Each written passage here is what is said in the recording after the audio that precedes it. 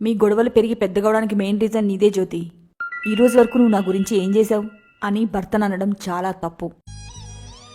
నేను ఒప్పుకుంటున్నాను, మనం ఇంటి పనులు చూసుకుంటున్నాం, పిల్లల్ని చూసుకుంటున్నాం, అత్తమామల ఆరోగ్యాన్ని చూసుకుంటున్నాం. నీలా నాలా హోమ్ మేకర్స్ అందరూ చేసేది అదే.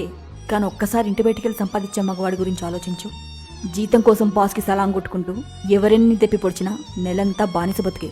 ఆడవాళ్ళు ఇంట్లోనే ఉండొచ్చు, పనిచేసే ఓపిక లేకపోతే పని మనిషిని పెట్టుకోవచ్చు, ఇంట్లో పనిచేసే మూడు లేకుంటే కాసేపు రెస్ట్ కూడా తీసుకోవచ్చు. కానీ మగవాళ్ళకలా కాదు.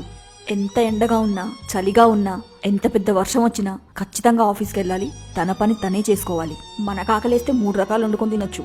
మగవాళ్ళ లంచ్ విషయం దేవుడెరుగు. ఒక్కోసారి పని ఒత్తిడి కారణంగా పస్తులు కూడా ఉండిపోతారు.